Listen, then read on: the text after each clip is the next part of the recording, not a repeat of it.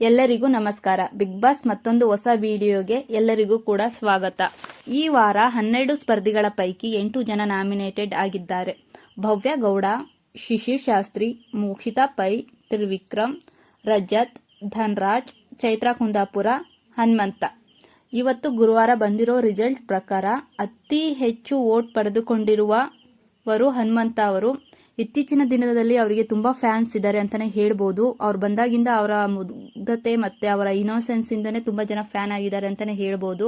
ಅವರು ಟಾಸ್ಕ್ ಆಗ್ಲಿ ಏನೇ ಆಗ್ಲಿ ಎಂಟರ್ಟೈನ್ಮೆಂಟ್ ಆಗ್ಲಿ ತುಂಬಾ ಚೆನ್ನಾಗಿ ಕೊಡ್ತಿದ್ದಾರೆ. ಹಾಗೆ ಜನರ ಮನಸ್ಸಿಗೆ ತುಂಬಾ ಹತ್ರ ಆಗ್ತಿದ್ದಾರೆ ಅಂತಾನೆ ಹೇಳ್ಬೋದು. ಇವ್ರಿಗೆ ತುಂಬಾ ಜನ ವೋಟ್ ಹಾಕಿದ್ದಾರೆ ಅಂತಾನೆ ಹೇಳ್ಬೋದು. ತುಂಬಾ ಜನ ಫ್ಯಾನ್ಸ್ ಇದ್ದಾರೆ. ಹಾಗೆ ಸೆಕೆಂಡ್ ಪ್ಲೇಸ್ ಅಲ್ಲಿ ತ್ರಿವಿಕ್ರಮ್ ಇದ್ದಾರೆ ಅಂತಾನೆ ಹೇಳ್ಬೋದು.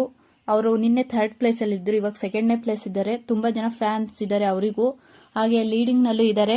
ಸೊ ಅವರು ಟಾಸ್ಕ್ ಮಾಸ್ಟರ್ ಅಂತಾನೆ ಫೇಮಸ್ ಆಗಿಬಿಟ್ಟಿದ್ದಾರೆ ಇವಾಗ ಬಿಗ್ ಬಾಸ್ ಸೀಸನ್ 11ರಲ್ಲಿ. ಅಷ್ಟು ಚೆನ್ನಾಗಿ ಟಾಸ್ಕ್ ಅಂತ ಬಂದ್ರೆ ಅಷ್ಟು ಚೆನ್ನಾಗಿ ಎಫೆಕ್ಟ್ ಹಾಕಿ ಆಟ ಆಡ್ತಾರೆ ಅಂತಾನೆ ಹೇಳ್ಬೋದು. ಹಾಗೆ ಥರ್ಡ್ ಪ್ಲೇಸ್ ಅಲ್ಲಿ ಭವ್ಯ ಗೌಡ ಅವರು ಇದ್ದಾರೆ. ಸೊ ಅವರು ಅಷ್ಟೇ ಟಾಸ್ಕ್ ಅಂತ ಬಂದ್ರೆ ತುಂಬಾ ಚೆನ್ನಾಗಿ ಆಟ ಆಡ್ತಾರೆ. ಫಸ್ಟಿಗೆ ಬಂದಾಗ ಎಲ್ಲ ಟ್ರೋಲ್ ತುಂಬಾ ಆಗ್ತಿದ್ರು. ಭವ್ಯ ಗೌಡ ಅವರು ಕಲರ್ಸ್ ಕನ್ನರ್ ಕೋಟ ಆ ಥರ ಈ ಥರ ಅಂತ ಎಲ್ಲ ಹೇಳ್ತಿದ್ರು. ಬಟ್ ಅವರು ಟಾಸ್ಕ್ ಅಂತ ಬಂದಾಗ ತುಂಬ ಚೆನ್ನಾಗಿ ಆಟ ಆಡ್ತಾರೆ ಅಂತಲೇ ಹೇಳ್ಬೋದು. ಇತ್ತೀಚಿನ ದಿನಗಳಲ್ಲಿ ತುಂಬ ಜನ ಫ್ಯಾನ್ಸ್ ಆಗಿದ್ದಾರೆ, ತುಂಬ ಜನ ಸಪೋರ್ಟ್ ಮಾಡ್ತಾ ಇದ್ದಾರೆ. ಹಾಗೆ ಮೋಕ್ಷಿತಾ ಪೈ ಅವರು 4ನೇ ಸ್ಥಾನದಲ್ಲೇ ಇದ್ದಾರೆ ಅಂತಲೇ ಹೇಳ್ಬೋದು. ಅವರಿಗೂ ತುಂಬ ಜನ ಫ್ಯಾನ್ಸ್ ಇದ್ದಾರೆ.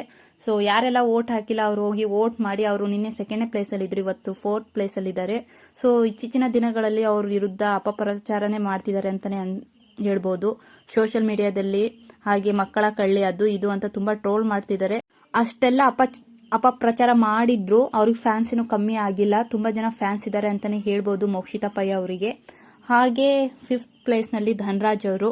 ಸೊ ಅವರು ಟಾಸ್ಕ್ ಅಂತ ಬಂದಾಗ ಅವ್ರಿಗೆ ಯಾರೋ ನಾಮಿನೇಷನ್ ಮಾಡಿದಾಗ ಅಷ್ಟೇ ಅವ್ರು ಜೋರಾಗಿ ಮಾತಾಡ್ತಾರೆ. ಸೊ ಇನ್ನ ಜೋರಾಗಿ ಮಾತಾಡಬೇಕು, ಇನ್ನ ಫೈಟ್ ಮಾಡಬೇಕು. ಹಾಗಾದ್ರೆ ಅವರು ಈ ವಾರ ಇರಬಹುದು.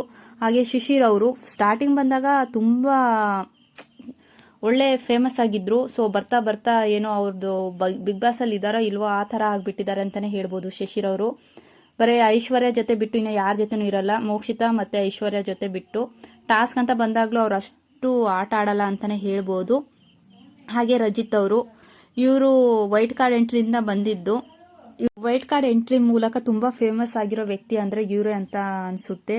ವೈಲ್ಡ್ ಕಾರ್ಡ್ ಎಂಟ್ರಿ ಬೇರೆ ಸೀಸನ್ಗೆ ಹೋಲಿಸ್ಕೊಂಡ್ರೆ ಈ ಸೀಸನ್ ಅಲ್ಲಿ ಇವರೇ ತುಂಬಾ ಫೇಮಸ್ ಆಗಿದ್ದಾರೆ ರಜಿತ್ ಅವರು. ಹಾಗೆ ಸ್ಟ್ರೈಟ್ ಫಾರ್ವರ್ಡ್ ಅಂತಾನೂ ಇದ್ದಾರೆ. ಕೆಲವೊಬ್ರು ನೆಗೆಟಿವ್ ಆಗೂ ಮಾತಾಡ್ತಾರೆ, ಪಾಸಿಟಿವ್ ಆಗಿ ಮಾತಾಡ್ತಾರೆ. ಬಿಕಾಸ್ ಅವರು ಬಾಯ್ ಬಿಟ್ರೆ ಕೆಲವೊಂದು ವರ್ಡ್ ಆ ಥರ ಮಾತಾಡ್ತಾರೆ ಅಂತಾನೆ ಹೇಳ್ಬೋದು ರಜಿತ್ ಅವರು.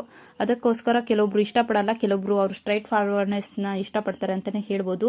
ಸೊ ಇವರು 7th ಪ್ಲೇಸ್ ಅಲ್ಲಿ ಇದ್ದಾರೆ. ಹಾಗೆ ಚೈತ್ರಾ ಕುಂದಾಪುರ ಅವರು, ಇವರಿಗೆ ತುಂಬಾ ಕಮ್ಮಿ ವೋಟ್ ಬಂದಿದೆ ಅಂತಾನೆ ಹೇಳ್ಬೋದು. ಇವರೇ ಬಾಟಮ್ ನಲ್ಲಿ ಇರೋದು. ಬಟ್ ಈ ವಾರ ಯಾರನ್ನ ಎಲಿಮಿನೇಟೆಡ್ ಮಾಡ್ತಾರೋ ಗೊತ್ತಿಲ್ಲ. ಬಿಗ್ ಬಾಸ್ ಅಲ್ಲಿ ತುಂಬಾ ಜೋರಾಗಿರ್ಬೇಕು. ಇವರಂತೂ ಬಾಯಿ ಬೊಂಬಾಯಿ ಇದೆ ಅಂತಾನೆ ಹೇಳ್ಬೋದು. ಸೊ ಧನ್ರಾಜ್ ಇಲ್ಲ ಅಂದ್ರೆ ಶಿಶಿರ್ನ ಎಲಿಮಿನೇಟ್ ಮಾಡಿ ಇವರನ್ನು ಇಟ್ಕೊಬಹುದು. ಬಿಗ್ ಬಾಸ್ಗೆ ಬೇಕಾಗಿರೋದೇ ಚೈತ್ರಾ ಕುಂದಾಪುರ ಅಂತ ವ್ಯಕ್ತಿಗಳೇ. ಸೊ ನೋಡ್ಬೇಕು ಈ ವಾರ ಯಾರು ಹೋಗ್ತಾರೆ ಅಂತ. ಮತ್ತೆ ನಾಳೆ ಇನ್ನ ಯಾರ್ದು ಹೈಯೆಸ್ಟ್ ವೋಟ್ ಬರುತ್ತೋ ಗೊತ್ತಿಲ್ಲ. ಮತ್ತೆ ಈ ವಾರ ಯಾರು ಹೋಗ್ಬೋದು ಅಂತ ಕಮೆಂಟ್ ಮಾಡಿ.